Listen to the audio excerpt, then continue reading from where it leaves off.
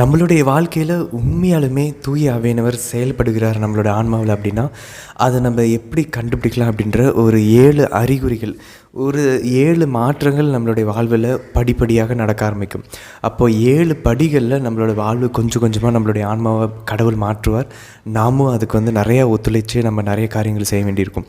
இந்த வீடியோவில் அந்த 7 மாற்றங்கள் என்ன அப்படின்றத 7 படிநிலைகளாக பார்க்க போகிறோம். இது நமக்கு யார் சொல்லி கொடுத்துருக்காங்க அப்படின்னு பார்த்தோன்னா 1500களில் வாழ்ந்த இத்தாலி நாட்டின் அவிலாவில் வாழ்ந்த புனித தெரேசா, அவிலா தெரேசா அம்மாள் நமக்கு இது அழகாக இன்டீரியர் காசில் அப்படின்ற ஒரு புத்தகம், உள்ளார்ந்த கோட்டைன்னு சொல்லலாம் தமிழில், இன்டீரியர் காசில் அப்படின்ற அந்த உலக புகழ் பெற்ற அந்த புத்தகத்தில் அழகாக இது நமக்கு பதிவு செஞ்சுருக்கிறாங்க. ஏன்னா நமக்கு தெரியும் புனிதர்கள், நமக்கு நிறைய பிடிச்ச புனிதர்கள் இருப்பாங்க.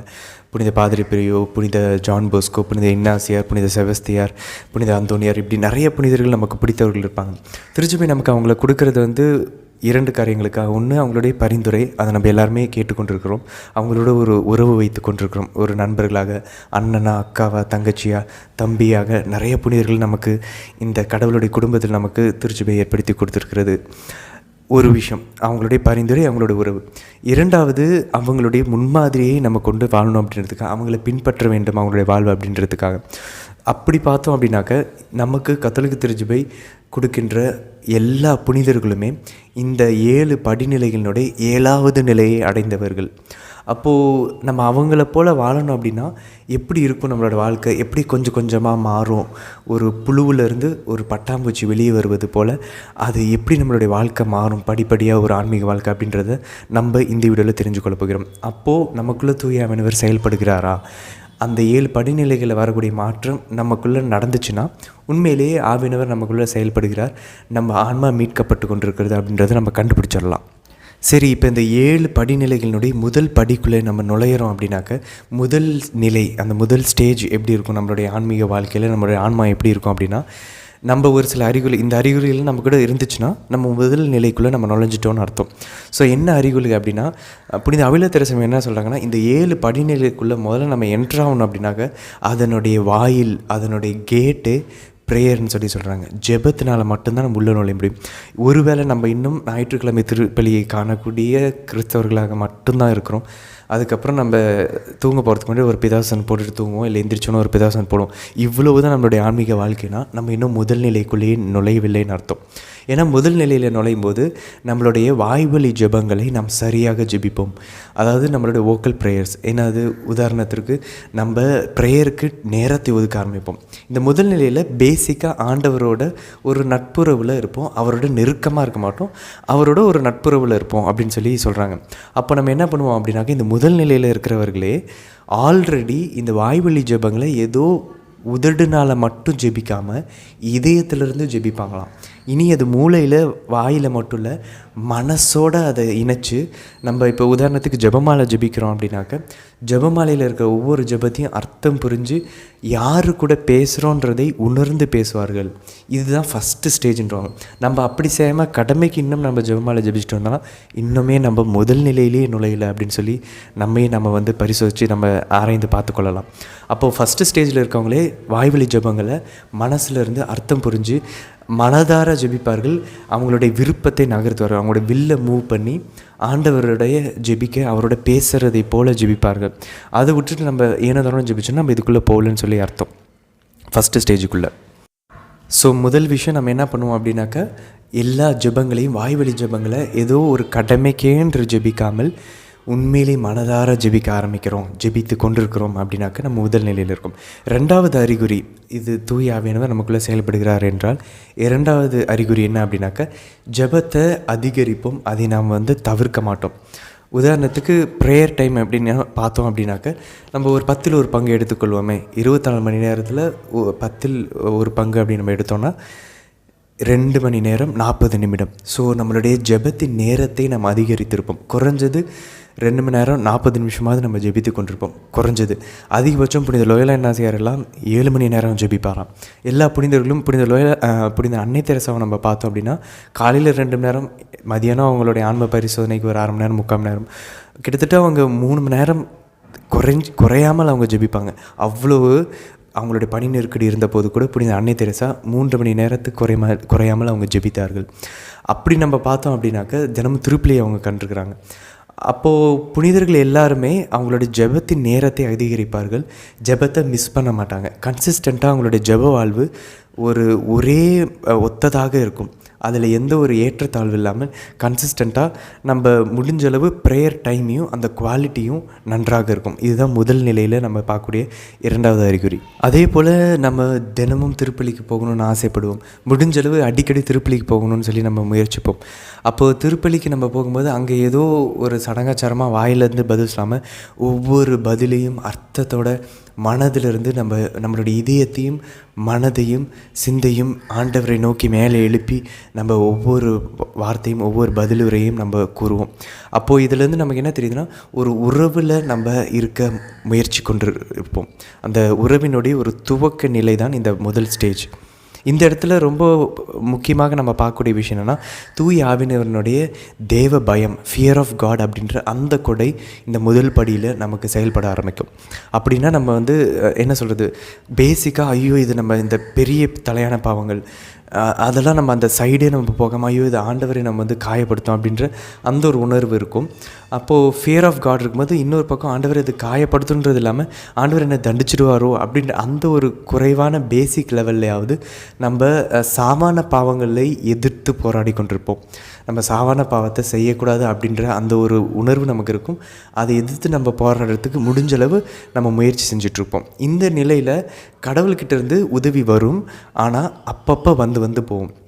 அப்போது நம்ம இந்த நிலைக்குள்ளே வரணும் அப்படின்னாவே நமக்கு 2 வழிகள் இருக்குது. நம்ம கண்டிப்பாக ஜெபத்தின் வழியாக தான் போகணும். நம்மளை ஜெபிக்க வைக்க தூண்டுவதற்கு ஆண்டவர் அப்பப்போ ஒரு சில அடையாளங்கள், ஒரு புதுமைகள் நம்ம வாழ்க்கையில் நடத்தும். நம்ம ஜெபிப்போம், அது நிறைவேறும், கடவுள் மேலே விசுவாசம் அதிகமாகும். இது நம்ம வாழ்க்கையில் நடக்குது அப்படின்னாக்க இந்த சின்ன சின்ன விஷயங்கள் கேட்கப்படுது, நம்ம ஜெபங்கள் கேட்கப்படுது, நம்ம கடவுள் நம்ம வாழ்க்கையில் இருக்கிறான்ற நம்ம உணர்றதே நம்ம இந்த முதல் நிலைக்குள்ளே கடவுள் நம்ம ஈர்க்கிறார், அதுக்காக தான் இது நடக்கிறது. அப்போது நம்மளை உள்ளே ஈர்க்க வராது, நம்மளை முதல் ஸ்டேஜுக்குள்ளே வர வைக்கிறான்னு அர்த்தம். இது ஒரு வழி. அதாவது நமக்கு அற்புதங்கள், அடையாளங்களை கடவுள் கொடுப்பார். சின்ன சின்ன விஷயங்கள் அப்பப்போ கொடுத்துட்டு போவார், நிரந்தரமாக பொழிய மாட்டார். அடுத்த ஸ்டேஜில் பார்த்தோன்னா 2வது வழி என்ன அப்படின்னு சொல்லி நம்ம பார்த்தோம் அப்படின்னாக்க, கடவுள் ஒருவேளை கஷ்டங்களை அனுமதிக்கலாம். நம்ம வரக்கூடிய துன்பங்கள், கஷ்டங்கள், பிரச்சனைகள், நம்ம எதுக்கெல்லாம் நம்ம ஆண்டவரே எனக்கு இந்த பிரச்சனை இருக்குன்னு கேட்குறோமோ அந்த பிரச்சனைகள்னால் தூண்டப்பட்டாவது நம்ம இந்த முதல் நிலைக்குள்ளே தள்ளப்படுவோம். அப்போது நம்ம என்ன பண்ணுவோம், ஜெபத்தை அதிகரிப்போம், ஜெபத்தின் நேரத்தை அதிகரிப்போம், ஜெபத்தினுடைய அந்த குவாலிட்டி அதிகரிப்போம், ஆண்டவர்கிட்ட மனசார பேச ஆரம்பிப்போம். நம்ம திருப்பலியில் உண்மையாலுமே மனதார கலந்து கொண்டு மனதையும் ஆண்டவரோட நம்ம எழுப்புவோம் ஆண்டவரிடம். அப்போது ஒரு உறவுக்குள்ளே வர ஆரம்பிப்போம். அப்போது ஒன்று அடையாளம், அருமடையாளங்கள், புதுமைகள் நமக்கு அற்புதங்கள் வழியாக கூப்பிடலாம், இல்லாட்டி பிரச்சனைகள் வழியாகவும் நம்ம உள்ளே வரலாம் இந்த முதல் படிக்குள்ளே. இதில் ஏதாவது ஒன்று நடந்துகிட்ருக்கு நம்ம வாழ்க்கையில் அப்படின்னா நம்ம வெறும் அந்த பிரச்சனையிலேருந்து வெளியே வருவதற்காக மட்டும் இல்லை, ஓகே நான் கேட்டேன் ஆண்டவர் எனக்கு கொடுத்துட்டாரு இதோட போதும்னு சொல்லி முடிச்சுக்கிறதுக்காக இல்லை. கடவுள் நம்மை அந்த முதல் நிலைக்குள்ளே அழைக்கிறார். நம்ம ஜெபத்தை இனி மனதார ஜெபிக்கணும், இனி ஜெபத்தின் நேரத்தை அதிகரிக்கணும், இனி ஜெபத்தை மிஸ் பண்ணவே கூடாது. இந்த விஷயங்களை செய்வதற்காக தான் நமக்கு அடையாளங்களை கொடுக்குறார், இல்லை பிரச்சனைகளை அனுமதிக்கிறார். அப்போது இதெல்லாம் இந்த 2 பிரச்சனையோ இல்லை அனுமதிகளோ இது எல்லாத்தையும் வச்சுக்கிட்டு நம்ம இந்த முதல் நிலைக்குள்ளே வர முயற்சிக்கணும். அதே போல் நம்ம கடவுளுடைய கட்டளைகளை கடைபிடிக்க முயற்சி செய்வோம். இதான் அந்த முதல் நிலையில் இருக்கக்கூடிய ஒரு சில அறிகுறிகள். நம்ம அதுக்கு எதிராக போராடுவோம், முயற்சி செய்வோம். ஆனால் இன்னும் ஆண்டவரை பற்றின, அவருடைய அன்பை பற்றின ஒரு ஆழமான அறிவு இன்னும் நமக்கு கொடுக்கப்படலை. அதாவது கடவுள் இருக்கிறாரு அப்படின்றத சின்ன சின்ன அடையாளங்கள், அற்புதங்கள் வழியாக நம்ம காட்டுறாரு. ஒரு சில பிரச்சனைகளை அவருடைய உடனிருப்பை நம்ம உணர்வோம். அப்படி தான் போயிட்டு ஒழிய முழுமையாக கடவுளுடைய பிரசன்னத்தை, அவர் உயிரோடு இருக்கிறார், நம்ம கூட உறவாடுகிறார், நம்மளோடு இருக்கிறார் அப்படின்றது அந்த ரியல் பிரசன்ஸ், உண்மையான பிரசன்னத்தை நம் முழுமையாக இன்னும் அந்த ஆன்மாவுக்கு வெளிப்படுத்தப்படவில்லை, கொடுக்கப்படவில்லை. அதனால் நம்ம பாவத்துக்கு எதிராக போராடும், ஆண்டவருடைய கட்டளைகளை கடைபிடிக்க முயற்சி செய்வோம். ஆனால் இதெல்லாம் நமக்கு நடந்த அந்த குட்டி குட்டி அற்புதங்களை நம்ம அதன் மேலே பேஸ் பண்ணி அதை சார்ந்து நம்ம ஓகே ஆண்டவர் இருக்கார், இனி நான் கொஞ்சம் சீரியஸாக எடுத்துக்கணும் என் லைஃப் அப்படின்னு சொல்லி நம்ம முயற்சித்து பண்ணி கொண்டு இருப்போம். அப்போது இந்த டைமில் அவருடைய ஆழமான அறிவு, ஆழமான அன்பினுடைய உணர்த்துதல் நமக்கு இன்னும் கொடுக்கப்படலை. அது அடுத்த கட்டத்தில் தான் நமக்கு கிடைக்கும். அப்போது இந்த இடத்துல தூய ஆவியானவருடைய அந்த இறை அச்சம், தேவ பயம், அப்போது ஃபியர் ஆஃப் காட் அப்படின்ற அந்த ஒரு கொடையை நாம் வைத்துக்கொண்டு நம்ம இந்த இடத்துல ஆவியானவரோட அந்த செயல்பாடு இருந்துச்சுன்னா உண்மையிலேயே நம்ம வந்து இனிமேல் ப்ரேயருக்கு வந்து நாம்பளாவே ஓடுவோம். ஏன்னா கடவுள் இருக்காரியா, என் வாழ்க்கையில் நிறைய அற்புதங்கள் நான் பார்த்துட்டேன், அல்லது என் வாழ்க்கையில் நிறைய பிரச்சனைகள் இருக்குது, நான் அதில் ஓடுறேன், கடவுள் எனக்கு ஆறுதல் தராரு. இந்த ஒரு உணர்வு குட்டி குட்டி ஆண்டவருடைய உடனிருப்பை நம்ம உணர்ந்ததுனால நம்ம இனி ஜெபத்தை நம்ம வந்து மனதார ஜெபிப்போம். ஜெபத்தை நம்ம மறுக்க மாட்டோம், அதை நம்ம வந்து அதை தவிர்க்க மாட்டோம்.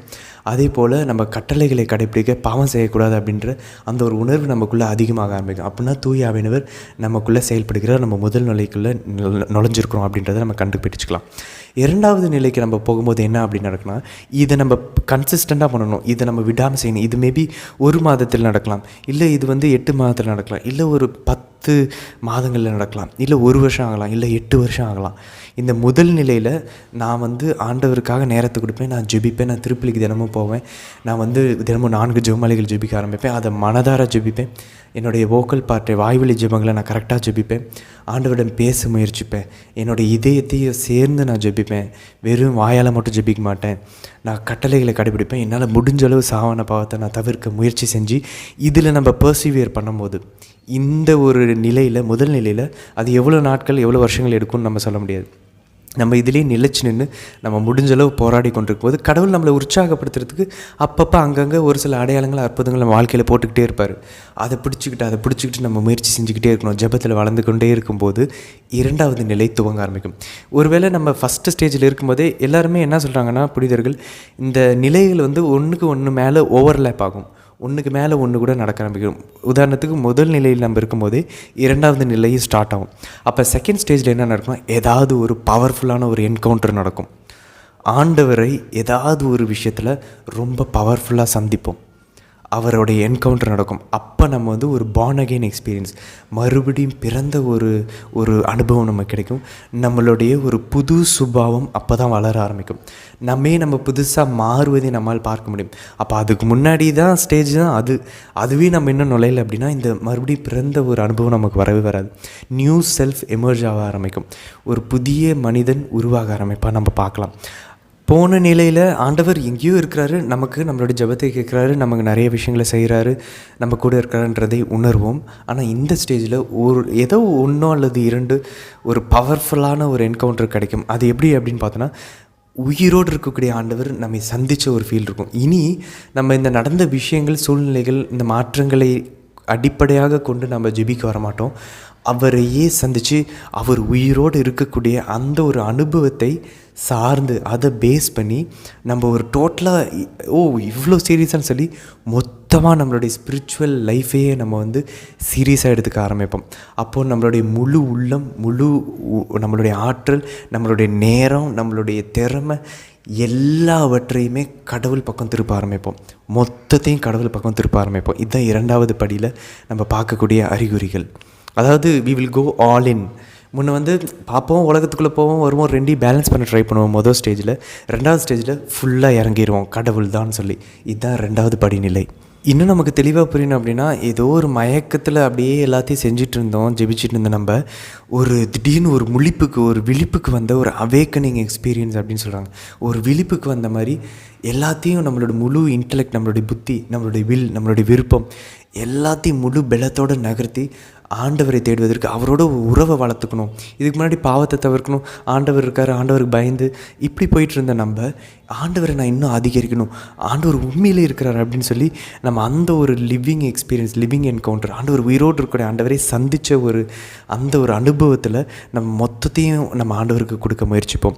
இந்த காலகட்டத்தில் நமக்கு ப்ரைமரியாக அடிப்படையாக கொடுக்கக்கூடிய ஆண்டவருடைய ஆவியானவருடைய கொடை என்ன அப்படின்னு பார்த்தோன்னாக்க பயட்டி, பயபக்தி. ஆண்டவர் மேலே ஒரு அளவு கடந்த பயபக்தி வரும். நற்கரணைக்கு அதிகமாக மரியாதை செலுத்த ஆரம்பிப்போம். ஜெபமாலைகள் ஜெபிக்கும் போது முழங்கால் படிட்டு எல்லாமே நம்ம ஜெபிக்கக்கூடிய முறைகள் ஆண்டவர் மேலே அவ்வளோ பயபக்தி மரியாதையும் நம்ம அதிகரிக்கும். அவரோட ஒரு உறவை வளர்த்து கொள்ளணும், அவரை பற்றி இன்னும் அதிகமாக தெரிஞ்சுக்கணும், அவரை பற்றி இருக்கிற எல்லாத்தையுமே நான் தெரிஞ்சுக்கணும் அப்படின்ற அந்த ஒரு ஆர்வம் நமக்குள்ளே அதிகரிக்க ஆரம்பிக்கும். இதுதான் இரண்டாவது நிலையில் இருக்கும்போது நம்மளோட ஆன்மாவில் நம்ம பார்க்கக்கூடிய ஒரு மாற்றம். இதனால் நம்ம என்ன பண்ணுவோம் அப்படின்னா, முதல் நிலையிலேயே நம்ம வந்து மேபி விவிலியத்தை வாசிச்சிருக்கலாம், இல்லை ஏதாவது கோயிலுக்கு போய் ஸ்பெஷலாக ரெட்ரீட்டுக்கு போவோம், பிரசங்கள் கேட்போம், அப்போல்லாம் உள்ளே போகாது. இப்போ வந்து என்ன சொல்கிறது, நம்ம வந்து அப்படியே அதை வாரி வாரி நம்ம எடுத்து குடம் குடமாக தண்ணி குடிப்பது போல் நம்ம விவிலியம் இப்போ வாசித்தோன்னா அது வெறும் மூளையில் மட்டும் புரியாது, அது இறங்கி இதயத்துக்குள்ளே போகும், நம்ம இதயத்தை குத்த ஆரம்பிக்கும். நமக்குள்ளே ஆண்டவர் பேசுவதை போல் ஒவ்வொரு விவிலியத்தின் வசனங்களை வாசிக்கும் போதும் நமக்கு தெரிய ஆரம்பிக்கும். அதே போல் புனிதர்களுடைய வாழ்வை எடுத்து படிக்க ஆரம்பிப்போம். புனிதர்களுடைய வாழ்க்கையை நம்ம தெரிஞ்சு அதை நம்ம படிக்கும்போது அதை பின்பற்ற வேண்டும் என்ற அந்த ஒரு ஆர்வம் நமக்குள்ளே நெருப்பாக எரிய ஆரம்பிக்கும். ஆண்டவரை பற்றி ஒவ்வொரு வார்த்தையும் பைபிள் எழுதியிருக்கிறது நெருப்பாக நமக்குள்ளே எரிய ஆரம்பிக்கும். அப்போது ஆண்டவரை பற்றி நிறைய தேடி படிப்போம், நிறைய வீடியோஸ் அவரை பற்றி பார்த்து கற்றுக்க ஆரம்பிப்போம். ஆண்டவரை பற்றி இன்னும் தெரிந்து கொள்ள வேண்டிய அந்த ஆர்வம் படிப்பதிலும் தியானிப்பதிலும் படித்து அதை தியான நிலைக்கு இப்போ நம்ம போக ஆரம்பிப்போம், 2வது படி நிலையில். அப்போ நம்ம மறையுண்மைகளை இது வரைக்கும் தியானிக்க முயற்சிச்சுட்ருப்போம், பண்ண முடியாது. இப்போ நம்மளுடைய தியானம் வந்து உண்மையிலேயே ஒரு டீப்பராக இருக்கும், ஆழமாக இருக்கும். நம்ம தியானிக்கக்கூடியது உண்மையிலே ஆண்டவரை வந்து அன்போட அவர் உண்மையிலே இருப்பது போல் ரியாலிட்டியாக நம்ம வந்து மெடிடேஷன் பண்ண ஆரம்பிப்போம். ஜெபமாலையில் நம்மளுடைய மறையுண்மைகள், இந்த மாற்றங்களை நம்ம 2வது படியில் நம்ம பார்க்கலாம். அதே போல் போன படியில் நம்ம பார்த்தோம், முதல் நிலையில் நம்ம பாவத்தை தவிர்ப்பதற்காக ஒரு சில விஷயங்களை நம்ம வாழ்க்கையில் விட ஆரம்பிப்போம். ஒரு சில இடங்கள், ஒரு சில நபர்கள், ஒரு சில பழக்கங்கள், இதை நம்ம விடுறதுக்கு முயற்சி செய்து கொண்டிருப்போம். ஆனால் இந்த நிலையில் கடுமையாக நம்ம முயற்சிக்க ஆரம்பிப்போம். அப்போது நம்ம இன்னும் ஆன்மா, இந்த 2வது நிலையில் இருக்கிற ஆன்மா என்ன பண்ணுன்னா, எல்லாவற்றையும் ஆண்டவருக்காக குப்பை என கருத ஆரம்பிக்கும். இதுதான் புனித பவுல் கூறுவார், கிறிஸ்துவின் பொருட்டு எல்லாவற்றையும் நான் இழப்பாக கருதுகிறேன், குப்பையாக கருதுகிறேன் அப்படின்னு சொல்லி பிலிப்பியர் எழுதப்பட்ட திருமுகத்தில் நம்ம வாசிக்கிறோம். அப்போது இந்த ஆன்மா என்ன பண்ணும், ஆண்டவருக்காக எல்லாவற்றையுமே டிட்டாச் பண்ண ஆரம்பிக்கும். உடலின் தேவைகளை வெறுக்க ஆரம்பிக்கும், உலகம் தரக்கூடிய இன்பங்களை வெறுக்க ஆரம்பிக்கும். சாத்தானினுடைய எல்லா கண்ணிகளையும், அவனுடைய ஆலோசனைகளையும் அவனுடைய வாளில் பிடிச்சி இது அவனுடைய தான் கண்டுபிடிச்சி அதை தடுக்க முடிஞ்சளவு எல்லா முயற்சிகளையும் முழு விருப்பத்தோடு முழு ஆர்வத்தோடு செய்ய ஆரம்பிக்கும் இந்த ஆன்மா, 2வது நிலையில் இருக்கக்கூடிய ஆன்மா. அதே போல் நம்ம இந்த டைமில் என்ன நடக்கும்னா, கடவுளுடைய பகுதியில் நம்ம சொன்னால முதல் படியில் வந்து கடவுள் அங்கங்கே ஒரு சில அற்புதங்களை அடையாளங்கள் கொடுத்து அவர் இருக்கிறாரு அப்படின்றத நம்ம காட்டுவார். ஆனால் இந்த டைமில் ஸ்பிரிச்சுவல் கான்சலேஷன்ஸ், ஆன்மீக ஆறுதல் நமக்குள்ளே வர ஆரம்பிக்கும். கடவுள் இதை கொடுக்க ஆரம்பிப்பார். அப்போ நம்ம இந்த பாவத்தை விட்டு வெளியே வர, இந்த உலகத்தை விட்டு வெளியே வர முதல் படியில் நம்ம குட்டி குட்டி அற்புதங்களை அடையாளங்களை பார்த்து நம்ம முயற்சிச்சுட்டு இருப்போம். இந்த டைமில் ஆண்டவர் மனசாரவே அவருடைய பிரசன்னத்தை உடனிருப்பை நமக்கு வெளிப்படுத்தும் போது நம்ம என்ன பண்ணுவோம், இன்னும் வெறித்தனமாக உலகத்திலிருந்தும் நம் உடலிலிருந்தும் சாத்தானிலிருந்தும் நம்ம இந்த 3 எதிரிகள்கிட்டேருந்து நம்ம வெளியே வருவதற்கு நம்ம இன்னும் முயற்சிக்கணும். அப்படின்றதுக்காக கடவுள் இறங்கி ஸ்பிரிச்சுவல் கான்சன்ட்ரேஷன் கொடுப்பார், மன ஆறுதலை கொடுப்பார். அவர் உண்மையிலேயே ஆன்மா கடவுள் பிரசன்னத்தை உணர ஆரம்பிக்கும். அதனால் ஈஸியாக இந்த உலகத்தில் இருக்கிறது எல்லாத்தையும் தள்ளி விட்டுட்டு ரொம்ப சந்தோஷமாக, ரொம்ப வெறித்தனமாக ஒரு வீர நடையை போட்டு ஆன்மா முன்னேற ஆரம்பிக்கும். அப்போ இந்த 2வது படியவே 2ஆக பிரிக்கலாம். ஒன்று ஸ்பிரிச்சுவல் கான்சலேஷன் ஸ்டேஜ், அடுத்தது வந்து ஸ்பிரிச்சுவல் ட்ரைனஸ் ஸ்டேஜ்.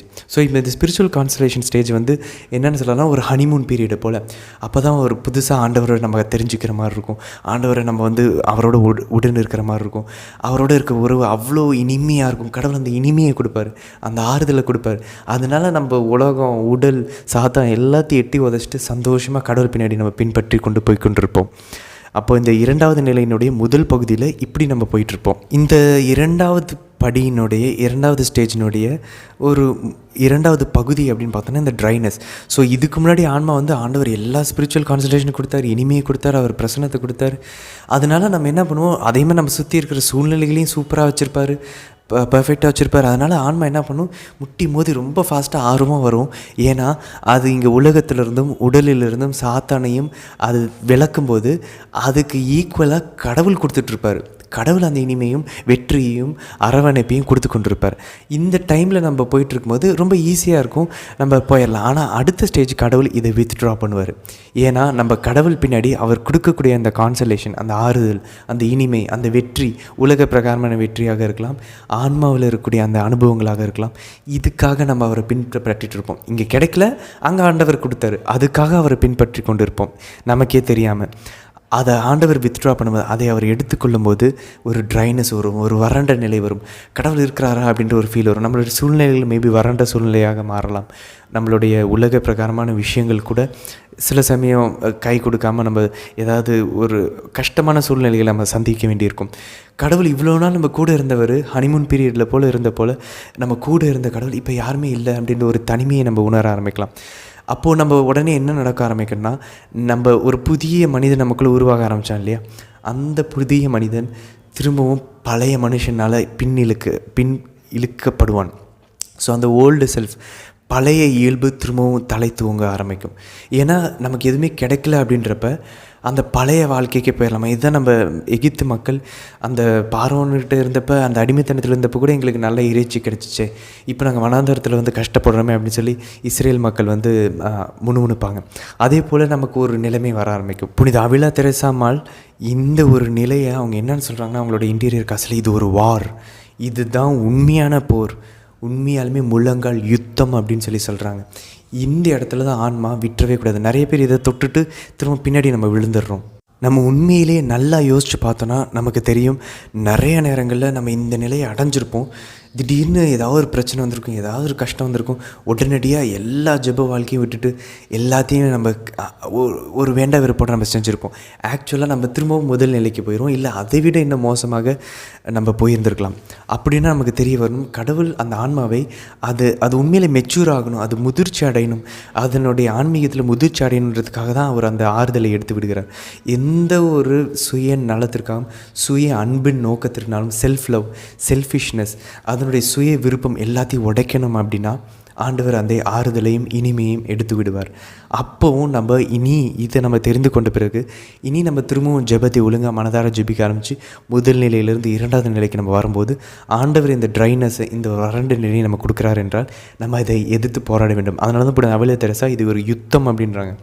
இந்த நேரத்தில் தான் உண்மையிலேயே நம்மளுடைய பழைய அந்த சுபாவங்கள் இருக்கிறது, ஏற்கனவே நம்ம நிறைய தப்பான பழக்க வழக்கங்கள், தவறான சிந்தனை முறைகள் எல்லாமே திரும்பவும் வர ஆரம்பிக்கும் இந்த ட்ரைனஸில். அப்போ அதை எதிர்த்து போராடுவதற்கு உச்சகட்டமாக நாம் உடலை வருத்தி கொள்ள வேண்டும். நம்மளுடைய பாடியை மார்ட்டிஃபை பண்ணாமல் இது நடக்கவே நடக்காது. அப்போது 2 வேளை ஃபாஸ்டிங் தொடர்ந்து நிறைய நேரங்கள் இருக்க வேண்டியிருக்கும். அதனால தான் புனிதர்கள் அவங்க உடலை சாட்டையாக அடித்து கொண்டார்கள். ஏன்னா கடவுளுடைய அந்த அன்பை சுவைச்சு உள்ளே வந்துட்டாங்க. இப்போ திடீர்னு ஒரு ட்ரைனஸ், திரும்ப பழைய இயல்பு நமக்கு திரும்பவும் வெளியே வருது, நம்மளுடைய பழைய மனுஷக்குரிய இயல்பு. ஆனால் தான் புனித பவுல் கூறுகிறார், நீங்கள் ஆவியில் ஆரம்பித்து திரும்ப மாமிசத்தில் முடிக்க போகிறீங்களா அப்படின்னு புனித பவுல் கேட்குறார். நம்ம ஆவியில் ஆரம்பித்தோம், ஆண்டவரோடு சேர்ந்து மாமிசத்தில் முடிக்க போகிறோமா அப்படின்னு சொல்லி பவுல் கேட்குறா. அப்போது நம்ம உடலை வருத்தாமல் இந்த நிலையில் இந்த சாவான பாவத்தினுடைய அந்த வேறுகளை நம்ம மறுக்க முடியாது.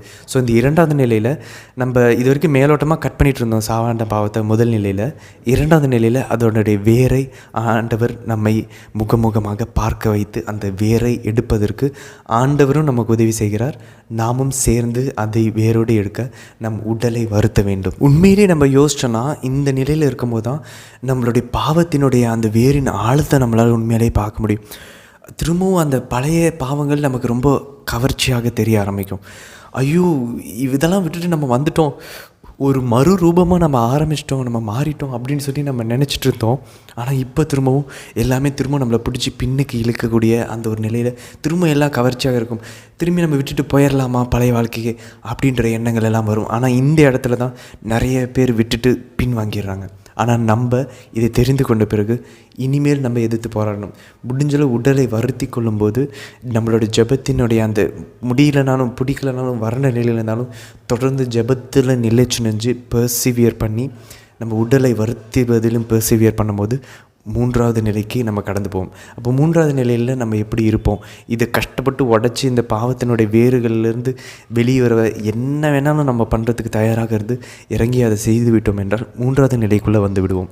இப்படி நம்ம இந்த ட்ரைனஸில் கஷ்டப்பட்டு இந்த வறண்ட நிலையில் நம்ம முட்டி மோதி பாவங்களின் வேர்களை அறுத்து நம்ம உள்ளே வரும்போது என்ன நடக்கும் அப்படின்னாக்கா, நம்மளுடைய அந்த முதிர்ச்சியான ஒரு நட்புறவுக்குள்ளே கடவுளுக்குள்ளே நம்ம வந்துடும். ஏன்னா இதுக்கு முன்னாடி ஆண்டவர் ஏதோ தந்தாருன்றதுக்காக அவர் பின்னாடி போயிட்டு இருந்தோம். இப்போ நம்ம அவர் தராத போதும் கூட அவருக்காக வேண்டி அந்த பாவத்தை இழக்க நம்ம முயற்சி செய்யும்போது நம்ம ஸ்டேபிளாக பேலன்ஸ்டாக ஆரம்பிப்போம். நம்ம ஒரு நடுநிலைக்கு வர ஆரம்பிப்போம். ஆண்டவர் இனிமையும் ஆறுதலையும் கொடுக்கும்போதும் அதை எடுக்கும்போதும் நம்ம அவரோடு ஒரு உறவில் எப்படி இருப்போம் அப்படின்றத இந்த முட்டி மோதி உடலை வருத்தி நம்ம வரும்போது நம்மளுடைய விருப்பம் பலப்படும் போது நம்மளுடைய புத்தியிலையும் ஆண்டவர் இறங்கி அந்த தேவையான அருளை கொடுப்பார். அப்போ ஒரு ஸ்டேபிளான பேலன்ஸ்டான ஒரு ஸ்பிரிச்சுவல் லைஃப்குள்ளே வருவோம். என்ன நடந்தாலும், நல்லது நடந்தாலும் நம்ம வாழ்க்கையில், கெட்டது நடந்தாலும் நம்ம ஜெபத்தை கைவிட மாட்டோம். நம்ம ஜெபத்தினுடைய அந்த குவாலிட்டி குறையாது. கஷ்டமாக இருந்தாலும், மனசு வருத்தமாக இருந்தாலும் ஜெபத்திலேயே நிலச்சி நின்று அவரோடவே அதையே நம்ம புலம்புமே ஒழிய, என்ன கடவுள் இப்படி பண்ணார், என்ன செஞ்சான்னு சொல்லி நம்ம அந்த அவருக்கு எதிராக பேசிட்டோ இல்லை நம்ம ஜெபத்தை கைவிடுறதோ, நம்ம ஜெப வாழ்க்கையை விட்டு பின்வாங்க மாட்டோம். என்ன நடந்தாலும் இந்த 3வது நிலையில் நம்ம இருக்கும்போது ஜெபத்தில் நிலைத்து நிற்போம். ஆண்டவர் மேலே இருக்க விசுவாசத்தில் நிலைத்து நிற்போம். அதுக்கு நம்ம இந்த கஷ்டமான சூழ்நிலையை கடந்து வந்தால் தான் இந்த 3வது மெச்சூர் ஃப்ரெண்ட்ஷிப், முதிர்ச்சியான ஒரு நட்புறவில் ஆண்டவரோடு நம்ம இருப்போம். அதே போல் எப்படி நம்ம ஜெப வாழ்வு ஒரு பேலன்ஸ் ஸ்டேட்டுக்கு வருதோ, அதே போல் நம்மளுடைய உடலை வருத்தக்கூடிய உபவாசங்கள், பரிகாரங்கள், பரித்தியாகங்கள் எல்லாமே நம்ம இப்போ ஒரு ஸ்டேபிளாக செய்வோம். அதாவது ஃபஸ்ட்டு ஸ்டார்டிங் ஸ்டேஜில் ஆர்வமாக பண்ணுவோம். அடுத்த ஸ்டேஜில் ஏதோ கஷ்டப்பட்டு முயற்சி பண்ணி அந்த வறண்ட நிலையில் பண்ணுவோம். இப்போது 2க்கும் நடுவில் ஆண்டவருக்காக பண்ணுற ஒரு முதிர்ச்சியான ஒரு நிலையில் உபவாசங்களையும் பரிகாரங்களையும் ஒரு ஸ்டேபிளான முதிர்ச்சியான நிலையில் நம்ம அதை செய்ய ஆரம்பிப்போம். இனி அது நம்ம கஷ்டமாக இருந்தாலும் ஆண்டவருக்காக அதை ஏற்றுக்கொண்டு ஒரு பேலன்ஸ்டாக ஒரு சமமான நிலையிலிருந்து நம்ம உடலை வருத்தி கொள்வதை நம்ம செய்வோம். இந்த நேரத்தில் நமக்கு கொடுக்கப்படக்கூடிய தூய ஆவியானவரோட கொடை இந்த காலகட்டத்தில் அதிகமாக செயல்படக்கூடியது என்னென்னா துணிவு, திடம், ஃபார்ட்டிடியூட் என்ற அந்த தூய ஆவியானவருடைய அந்த கிஃப்ட், அந்த கொடை நமக்குள்ளே செயல்பட ஆரம்பிக்கும். அப்போது நம்ம என்ன நடக்கும் அப்படின்னாக்கா, இந்த நேரத்தில் நம்மளோட ஜெப வாழ்வு எப்படி இருக்குன்னா, ஆக்டிவ் ரெக்கலெக்ஷன் இல்லை ப்ரேயர் ஆஃப் சிம்பிளிசிட்டி அப்படின்னு சொல்லலாம். அதாவது ஆண்டவரை பற்றின அந்த தியானங்கள், சிந்தனைகள் நமக்குள்ளே அதிகரித்து கொண்டே இருக்கும். எதை பார்த்தாலும், எதை செய்தாலும் அதில் ஆண்டவருடைய சிந்தனை, ஆண்டவருடைய பிரசன்னத்தின் நம்மளுடைய சிந்தனையில் இருந்து கொண்டே இருக்கும். எப்பயுமே இருந்து கொண்டே இருக்கக்கூடிய ஒரு உணர்வு நமக்குள்ளே இருக்கும். அப்போது நம்மளுடைய ஜெப வாழ்வு சமநிலைக்கு வந்துடும், முதிர்ச்சி நிலைக்கு வந்துடும். நம்மளுடைய உடலை வருத்தி கொள்வதும் ஒரு முதிர்ச்சி நிலைக்கு வந்துடும். கிடைச்சாலும் கிடைக்கலனாலும் நம்ம உடலை வருத்துவது, உபவாசம் இருப்பது, பரிகாரம் செய்வது ஸ்டேபிளாக போய்கொண்டிருக்கும். எதையும் எதிர்பார்த்து போகாது. ஆண்டவருடைய உறவுக்காக மட்டும் இதை செய்ய ஆரம்பிப்போம், ஜெபத்தையும் தவத்தையும். அது இன்னொன்று விஷயம் என்ன அப்படின்னாக்க, நம்ம நல்ல பழக்கங்களை செய்வோம், திடீர்னு விழுந்து விடுவோம். இப்படி பேக் அண்ட் ஃபோர்த், முன்னாடியும் பின்னாடியும் போய் கொண்டிருப்போம் இல்லையா. நம்மளுடைய நல்ல பழக்கங்கள், கட்டளைகளை கடைப்பிடிப்பது, பாவம் செய்யாமல் இருக்கிறது, இதில் ஃப்ளக்சுவேட் ஆகிட்டே ஏறி இறங்கி கொண்டிருக்கக்கூடிய நம்ம வாழ்வு 3வது நிலைக்கு வரும்போது ஒரு சமநிலைக்கு நம்ம எப்பயுமே நல்ல பழக்கங்களை செய்து கொண்டிருப்போம். குட் கேரக்டரிஸ்டிக்ஸ் நம்மளுடைய வாழ்க்கையில் நல்ல வேர்ச்சுஸ், நற்பண்புகள் வளர ஆரம்பிக்கும். ஆண்டவருடைய அந்த கனிகள் வெளியே வர ஆரம்பிக்கும், நிலையாக இருக்க ஆரம்பிக்கும். அது எப்பயுமே ஸ்டாண்டர்டாக இருக்க ஆரம்பிக்கும். அன்பினுடைய செயல்களை செய்ய ஆரம்பிப்போம், அமைதியாக இருக்க ஆரம்பிக்கும், பொறுமையாக இருப்பது, இதெல்லாம் நம்ம வாழ்வில் தென்பட ஆரம்பிக்கும், வளர ஆரம்பிக்கும், முதிர்ச்சி அடைய ஆரம்பிக்கும், நிலையாக இருக்க ஆரம்பிக்கும்.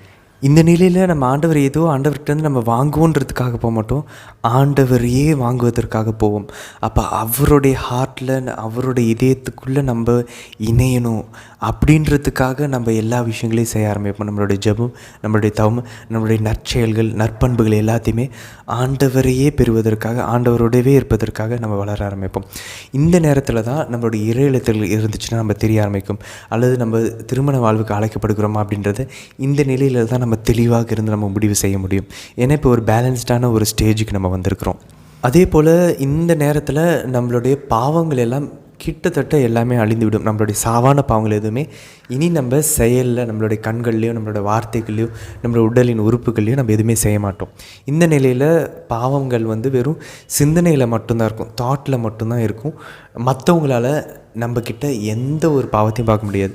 உதாரணத்துக்கு பெருமைப்படுவதையோ, பொறாமைப்பட்டு செயல்படுவதையோ, இல்லது நம்மளுடைய ஒரு சில அந்த கோபங்கள், இச்சைக்குரிய விஷயங்கள் அல்லது சோம்பேறித்தனங்கள், இது எதுவுமே மற்றவங்க நம்மளை பார்க்கவே முடியாது. மற்றவங்களுக்கு கண்களுக்கு நம்ம எந்த பாவமும் செய்வது இந்த 3வது நிலையில் இருக்கும்போது நமக்கு தெரியவே தெரியாது. ஆனால் நம்மளுடைய சிந்தையில் மட்டும் இன்னும் இருக்கும், அதனுடைய அந்த வடு இருக்கும். இந்த 3வது நிலையை நம்ம கடக்கும்போது தான் நம்ம 4வது நிலைக்கு போவோம். அப்போ இந்த 4வது நிலைக்குள்ளே நம்ம நுழையிறதுக்கு முன்னாடி கடவுளினுடைய ஒரு மிகப்பெரிய அருள் நமக்கு கிடைக்க வேண்டியிருக்கு. அது என்ன அப்படின்னாக்கா பிளைண்டிங் லைட் அப்படின்னு சொல்கிறாங்க. பிளைண்டிங் லைட் அப்படின்னாக்க நம் கண்ணை மறைக்கக்கூடிய ஒரு ஒளி. அந்த ஒளி வந்து நமக்கு கடவுளுடைய தூய ஆவியினருடைய அருள்னால் நமக்கு கொடுக்கப்படுகிறது. அது கொடுத்ததுக்கப்புறம் தான் நம்ம இந்த 4வது கட்டத்துக்குள்ளே நம்ம நுழைய முடியும். இப்போ இந்த முதல் 3 நிலைகளை, முதல் 3 படிகளை நம்ம என்னன்னு சொல்லலாம்னா பர்கேட்டிவ் ஸ்டேஜ் அப்படின்னா சுத்திகரிப்பின் நிலைகள் அப்படின்னு சொல்லலாம். நம்மளுடைய ஆன்மாவை ஆண்டவர் தயார்படுத்தி பரிசுத்தப்படுத்துகிறார். அவர்கிட்ட இன்னும் நெருங்கி வந்து அவரோடு உறவில் இன்னும் ஆளப்படுவதற்கு நம்ம ஆன்மாவை தயாரிப்பதற்கு தான் இந்த 3 படிநிலைகள், பர்கேட்டிவ் ஸ்டேஜ். இதை நம்ம புனித அவிலத்தரசு என்ன சொல்கிறாங்க அப்படின்னாக்கா, ஒரு கிணத்துல வந்து நம்மளே கஷ்டப்பட்டு கைத்தினால தண்ணி பக்கெட்டில் இழுக்கக்கூடிய அந்த ஒரு நிலை தான் இந்த 3வது நிலை. 4வது நிலையில் என்ன ஆகும் அப்படின்னாக்கா, அந்த பிளைண்டிங் லைட், அந்த நம் கண்ணை மறைக்கக்கூடிய ஒளியை கடவுள் கொடுத்து, கடவுள் என்ன பண்ணுறாரு, இப்போது நம்ம வெளியில் ஒரு வீல் கொடுக்குறாரு, அந்த ஒரு சக்கரத்தை பொருத்தி விடுகிறார். இப்போ அந்த சக்கரத்தில் நம்ம கைத்தை விட்டு ஈஸியாக நம்மளால் உள்ளேருந்து தண்ணி இழுக்க முடியும். அப்போ கடவுள் கொஞ்சம் அவருடைய உதவியை, அவருடைய ஒளியை கொடுக்க ஆரம்பிப்பார். என்லைட்டன்மெண்ட், நம்மளுடைய மூளைக்கு ஒரு ஒளியை கொடுக்க ஆரம்பிப்பார் 4வது நிலைக்குள்ளே நம்ம நுழையும் போது. இந்த டைமில் தூய ஆவியானவருடைய எந்த கொடை செயல்படும் அப்படின்னாக்க, ஆலோசனை, கவுன்சில் அப்படின்ற அந்த கொடை நம்மளுடைய ஆன்மாவில் செயல்பட ஆரம்பிக்கும். அப்போது நம்ம ஆன்மா வந்து ஆண்டவர் தரக்கூடிய அந்த ஆலோசனையினால் இன்பம் அடைய ஆரம்பிக்கும், மகிழ்ச்சி அடைய ஆரம்பிக்கும் அந்த ஆன்மா. அதே போல் இந்த நேரத்தில் நம்மளுடைய பர்சனாலிட்டி, நம்மளுடைய பிஹேவியர்ஸ், நம்மளுடைய நடக்கக்கூடிய அந்த முறைகள் வந்து பேலன்ஸ்டாக ஆரம்பிக்கும். இயற்கைக்கு மாறுபட்ட சூப்பர் நேச்சுரல் விஷயங்களை அந்த ஆன்மா அழகாக அதை ஒத்து போய் ஒன்று சேரக்கூடிய அந்த ஒரு நிலையில் அது இருக்கும். இந்த நேரத்தில் ஆன்மா ஆழ்நிலை தியானத்துக்குள்ளே போக ஆரம்பிக்கும். இன்ஃப்யூஸ்டு கான்டம்ப்ளேஷன், அதாவது ஆழ்நிலை தியானம் நம்ம முயற்சி பண்ணியில் ஆண்டவர் கொடுக்க ஆரம்பிப்போம். இந்த 4வது படியை வந்து ஒரு டிரான்சிஷன் ஸ்டேஜ்னு கூட சொல்லலாம். அதாவது ஒரு இடத்துலேருந்து இன்னொரு நிலைக்கு பரிமாற்றம் அடையக்கூடிய ஒரு நிலை, இந்த டிரான்சிஷன் ஸ்டேஜ் அப்படி சொல்லலாம். இந்த நிலையில் இருக்கக்கூடிய ஆன்மாக்களை புனித அவிலத்தரசம்மாள் மெஜஸ்டிக் சோல்ஸ் அப்படின்னா கம்பீரமான ஒரு ஆன்மாக்கள் அப்படின்னு சொல்லுவாங்க. ஏன்னா அந்த சுத்திகரிப்பு நிலையை முடிஞ்சு ஒரு பேலன்ஸ்டான, பொதுவாக அதே இந்த நிலையில் இருக்கக்கூடிய ஆன்மாக்கள் பொது வாழ்க்கையில் இருக்கக்கூடிய நபர்களை சந்திக்கும் போது இந்த ஆன்மீக விஷயங்களையும் உலக விஷயங்களையும் எல்லாத்தையும் கரெக்டாக சமாளிக்கக்கூடிய அந்த ஒரு முதிர்ச்சியை அடைந்திருக்கும் இந்த ஆன்மா.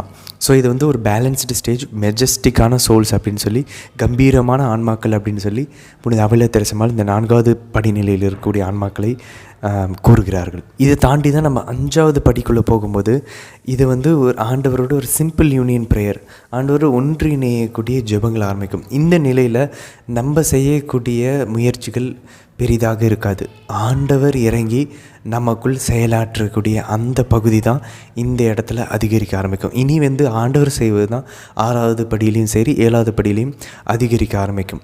நம்ம ஏற்கனவே பார்த்தோம், முதல் 3 நிலைகளில் நம்ம செய்யக்கூடிய ஜெபங்கள், நம்ம செய்யக்கூடிய உபவாசங்கள் எல்லாம் ஒரு கிணத்துலேருந்து கஷ்டப்பட்டு தண்ணியை நம்ம ஒரு வாளியில் ஒரு பக்கெட்டில் நம்ம இழுப்பதை போல் இருக்கும். அதுக்கப்புறம் 4வது ஸ்டேஜில் ஆண்டவர் நமக்கு ஒரு சக்கரத்தை தருவார், அந்த கிணத்துல பொருத்திடுவார். அந்த சக்கரத்தின் வழியாக நம்ம கொஞ்சம் ஈஸியாக இழுக்கிற மாதிரி இருக்கும். இந்த 5வது ஸ்டேஜில் ஒரு வாய்க்காலை போல் தண்ணி ஆட்டோமேட்டிக்காக நம்மை தேடி வர ஆரம்பிக்கும். கொஞ்சமாக அந்த வாய்க்காலில் தண்ணி நம்மளை உள்ளே வந்து நம்ம ஆன்மாவே நிரப்ப ஆரம்பிக்கும். அந்த தண்ணீரை தான் தூய ஆவியானவருடைய அந்த நாலேஜ் அப்படின்னு சொல்கிறோம், அவருடைய அறிவு நம்மை தேடி வர ஆரம்பிக்கும். அப்போ இந்த நேரத்தில் என்ன ஒரு அழகான அறிகுறி பார்க்கலான்னா, ஆண்டவருடைய திருவுளத்திற்கு கம்ப்ளீட்டாக ரிலன்ட்லெஸ்ஸாக எந்த ஒரு எதிர்ப்பும் தெரிவிக்காமல் முழுமையாக கீழ்ப்படிய ஆரம்பிக்கும் அந்த ஆன்மா. ஆண்டவர் சொன்னார்னா அதை அப்படியே செய்ய ஆரம்பிக்கும்.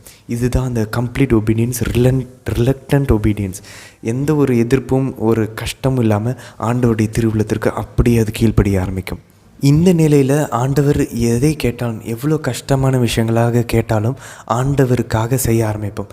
கடவுள் மேலே இருக்கக்கூடிய அன்புனால இது எல்லாத்தையுமே நம்ம செய்ய ஆரம்பிக்கும் போது கிட்டத்தட்ட ஆண்டவருடைய அந்த டிவைன் லைஃப், அவருடைய இறை அந்த வாழ்வு நமக்குள்ளே வாழ ஆரம்பிக்கும், கொஞ்சம் கொஞ்சமாக மாற ஆரம்பிக்கும். இதை வந்து சொல்லணுன்னாக்க இந்த ரியல் டிரான்ஸ்ஃபர்மேஷன், உண்மையான மாற்றம் நம்மளுடைய ஆன்மாவில் வர ஆரம்பிக்கும். ஆண்டவருக்காக பாடுகளை பட ஆன்மா தயாராக இருந்து அதை துவங்கவும் ஆரம்பித்துவிடும். 6வது நிலைக்கு போகும்போது இதை வந்து தெய்வீக ஒரு மன ஒப்பந்த நிலைன்னு சொல்லலாம், ஒரு நிச்சயதார்த்த நிலைன்னு சொல்லலாம், என்கேஜ்மெண்ட், ஸ்பிரிச்சுவல் என்கேஜ்மெண்ட், பெட்ரோத்தல்னு சொல்லலாம். ஆண்டவரோடு ஒரு நிச்சயதார்த்தமான ஒரு நிலை அவரோட உறவில். அப்போது என்ன நடக்கும் இந்த நிலையில் அப்படின்னாக்கா, நம்ம ஏற்கனவே பார்த்தோம், கஷ்டப்பட்டு நம்ம கிணத்துலேருந்து இழுத்த நேரம் முதல் 3 படி. 4வது படி ஆண்டவர் ஒரு சக்கரத்தை நம்ம கொடுப்பார், அந்த வீல்னால் நம்ம இழுப்போம். 5வது நிலையில் வாய்க்காலாக ஆண்டவருடைய ஆவியானவருடைய அந்த அருள் உதவி நமக்கு வர ஆரம்பிக்கும். இந்த 6வது நிலையில் இந்த ஸ்பிரிச்சுவல் பெட்ரோத்தல், ஆண்டவரோடு அந்த இறை நிச்சயதார்த்தம் நமக்கு நடந்தபோது நம்மளுடைய ஆன்மாவுக்கும் அவருக்கும் நடந்த அந்த நிச்சயதார்த்தத்தினால் மழை பொழிய ஆரம்பிக்கும். மழையை போல் ஆண்டவர் அவருடைய அருளை நம்ம மேலே பொழிய ஆரம்பிப்பார். இந்த நேரத்தில் தான் ஆன்மா தண்ணியை மறந்து இழுச்சு போய் ஆண்டவருக்குள்ளே முழுமையாக முழுக ஆரம்பிக்கும். இந்த உண்மையான மனமாற்றம், அந்த டிரான்ஸ்ஃபர்மேஷன், லிபரேஷன், மனமாற்றம் அடைந்து அதிலிருந்து விடுதலை ஆகிறது, நம்ம உலகத்தின் விஷயங்கள்லேருந்து விடுதலை ஆகக்கூடிய உண்மையான மனமாற்றம் 5வது நிலையில் துவங்கினது. இந்த 6வது நிலையில் அது தொடர்ந்து கொண்டே இருக்கும், முழுமையாக டிரான்ஸ்ஃபார்ம் ஆகிட்டே இருக்கும். இந்த நிலையில் தான் அந்த எக்ஸ்டசின்னு சொல்லக்கூடிய அந்த தண்ணியை மறந்து ஆண்டவர் இழைத்திருக்கக்கூடிய நிலைக்கு நம்ம செல்வோம். இதை யாரெல்லாம் அனுபவிச்சிருக்காங்கன்னா, புனித பாதிரி பியோ, புனித அவில்லா தெரேசம்மாள், புனித சிலுவை அருளப்பர், புனித ஃபாஸ்டினா, இப்படி பல புனிதர்கள் இப்படிப்பட்ட ஒரு எக்ஸ்டசி, தன்னை மறந்த மெய் மறந்த ஒரு நிலையில் ஆண்டவரோடு இழைச்சிருக்கக்கூடிய, ஜபத்தில் இழைச்சிருக்கக்கூடிய இந்த நிலையில் அவங்க அடைந்திருக்கிறார்கள். இந்த நிலையில் அந்த ஆன்மா கண்ணுக்கு தெரியாத அந்த ஆண்டவரினுடைய அந்த முடிவில்லாத அவருடைய பரிசுத்தத்தையும், அவருடைய அன்பையும், அவருடைய மகத்துவத்தையும் அந்த ஆன்மா கண்டு அறிய ஆரம்பிக்கும். இந்த நேரத்தில் செயல்படக்கூடிய தூய ஆவியானவருடைய கொடை என்ன அப்படின்னு சொல்லி பார்த்தோன்னாக்க, அண்டர்ஸ்டாண்டிங், புரிதலின் ஆவியை ஆண்டவர் கொடுப்பார். அவருடைய அந்த மகத்துவம், அவருடைய பரிசுத்தம், அவருடைய அந்த உண்மையான பிரசன்னம், வல்லனை, எல்லாத்தினுடைய அந்த புரிதலை தூய ஆவியானவர் நமக்கு, அந்த ஆன்மாவுக்கு தெரியப்படுத்த ஆரம்பிப்பார். இந்த நிலையில் ஆண்டவருடைய அந்த சூப்பர் நேச்சுரல், விண்ணுக்குரியவை, மேலுலகு சார்ந்தவற்றின விஷயங்களை பற்றின அந்த ஒரு புரிதலை நம்மளோட ஆன்மாவுக்கு கடவுள் கொடுக்க ஆரம்பிப்பார். மழையை போல பொழிய ஆரம்பிப்பார். அவ்வளோ ஒரு இதமான, ஒரு இனிமையான, ஒரு இன்பமான, ஒரு மகிழ்ச்சியான ஒரு நிலையில் ஆன்மா இருக்கும்போது, இதிலேயே நம்ம ஏற்கனவே பார்த்தது போல் எப்படி 2வது படியில் நம்ம இதை தொடர்ந்து ஒரு ஸ்பிரிச்சுவல் கான்சலேஷனை தொடர்ந்து ஒரு ட்ரைனஸ் வந்துச்சோ, அதே போல் அது நம்மளுடைய உணர்வுகளில் அந்த ட்ரைனஸ் வரும், அந்த ஒரு வறண்ட நிலை. இங்கே ஆன்மாவில் ஒரு ட்ரைனஸ் வரும், அது ஒரு டார்க்னஸ்ன்னு சொல்லலாம், ஒரு இருள்னு சொல்லலாம். இதுதான் புனித அன்னை தெரேசா அவங்க வாழ்நாள் முழுதும் இந்த ஒரு ஸ்பிரிச்சுவல் பியூரிஃபிகேஷன், அதோட ஆன்மா இன்னும் பரிசுத்தப்படுகிறது. அவங்களுடைய அந்த டார்க்னஸ்னால் கடவுளையே பார்க்க முடியாத இவ்வளவு ஒரு ஆழமான ஒரு ஆண்டவரோட ஒரு உறவு, இந்த விண்ணகத்தை பற்றின விஷயங்கள் எல்லாத்தையும் தெரிஞ்சதுக்கப்புறம் ஒரு டார்க்னஸ், ஆன்மாவில் ஒரு இருண்ட ஒரு நிலை, இதை அந்த ஆன்மா கடந்து செல்ல வேண்டும். 2வது படியில் உணர்வுகள், senses, dark night of the senses நடந்துச்சு. உணர்வுகளில் ஒரு இருளான நிலை.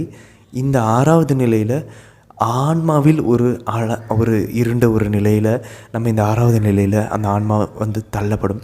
இது இன்னும் அந்த ஆன்மாவை ஆண்டவரோடு ஒன்றிணைவதற்கு, ஆண்டவரோடு திருமணம், அந்த ஆன்மாவுக்கும் ஆண்டவர் இயேசுக்கும் திருமணம் நடப்பதற்கு முன்பாக நடக்கக்கூடிய கடைசி சுத்திகரிப்பு.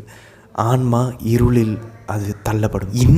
இவ்வளவு ஆண்டவர் பற்றின ஆழமான விஷயங்களை எடுக்கப்பட்ட போதும் அந்த ஆன்மா ஆண்டவர் மீதிருக்கக்கூடிய இதுவரைக்கும் தெரிஞ்ச அந்த விஷயங்களை எல்லாத்தையும் வைத்துக்கொண்டு, அதை பிடித்து கொண்டு ஆண்டவர் மேலே தொடர்ந்து நிலைத்து, அதனால தான் ஆண்டவர் சொல்கிறார், இறுதி வரலை நிலைத்திருப்பவர்களே மீட்பு அடைவார்கள் அப்படின்னு சொல்லி.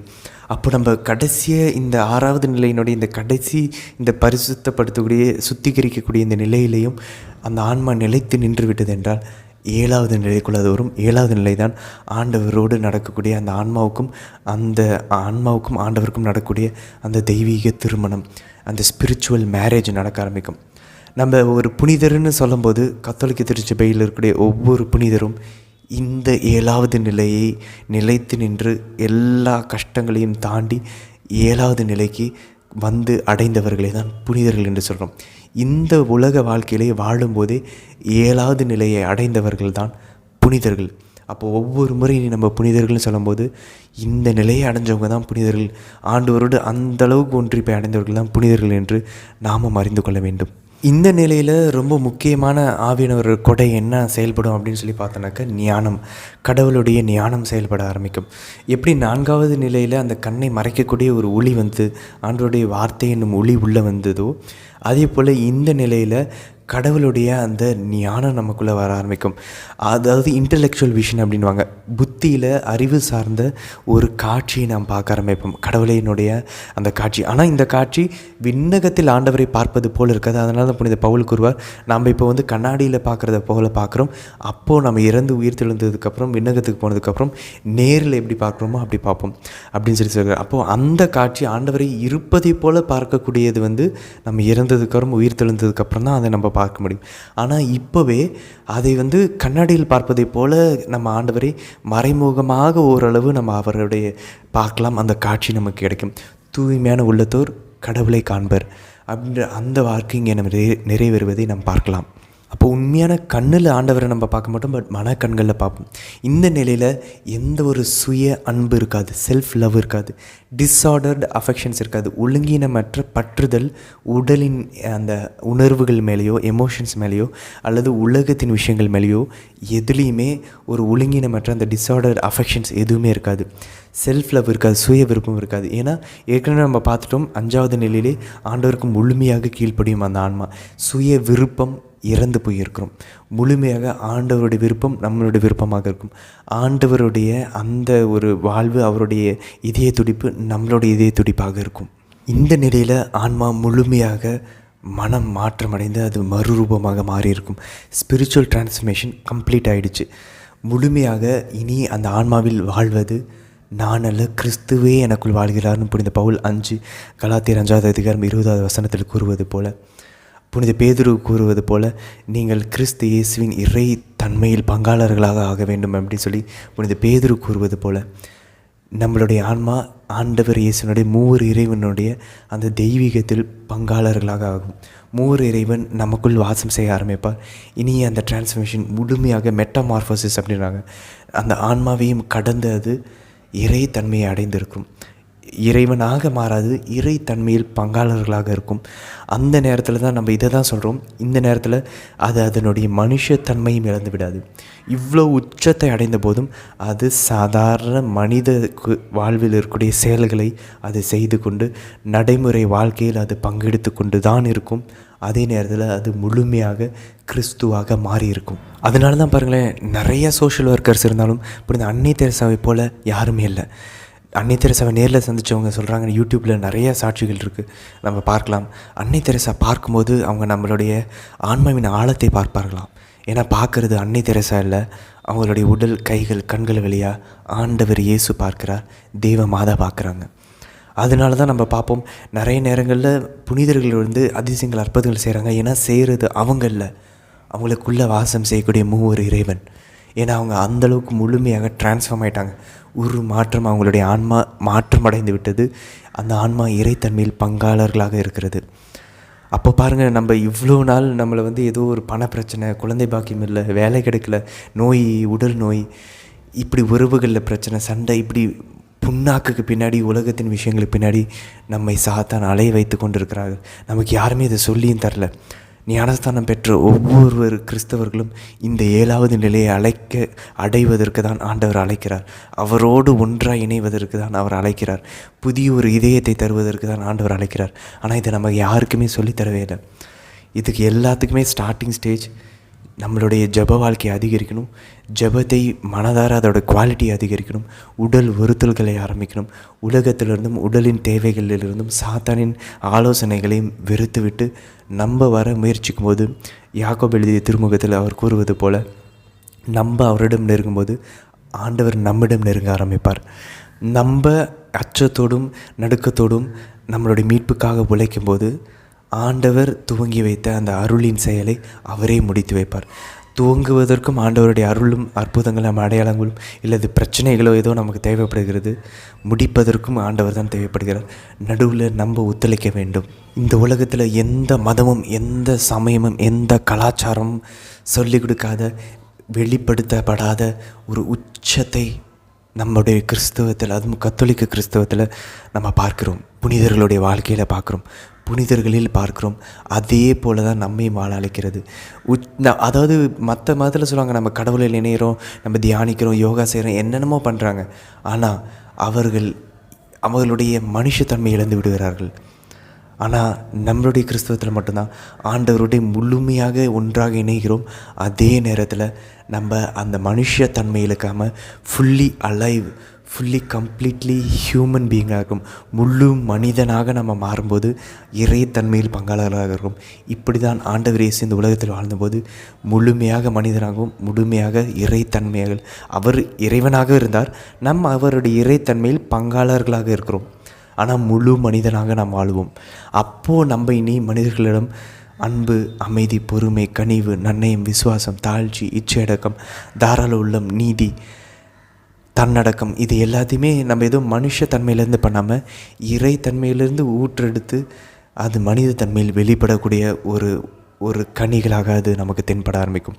இனி மக்கள் நம்மளில் பார்ப்பது நம்மை அல்ல, நாம் மறைந்து விடுவோம், முழுமையாக ஆண்டவர் வெளிப்பட ஆரம்பிப்பார். அதனால தான் அவளே தெரசா சொல்கிறாங்க, இது ஒரு புழு கஷ்டப்பட்டு அதை கூட்டுக்குள்ளே இருந்து அது உருமாற்றம் அடைஞ்சு பட்டர்ஃப்ளை ஆகி, பட்டர்ஃப்ளை ஆகிறது மட்டும் இல்லை, அது பட்டர்ஃப்ளையாக ஆகி அது மறைந்து விடுமா.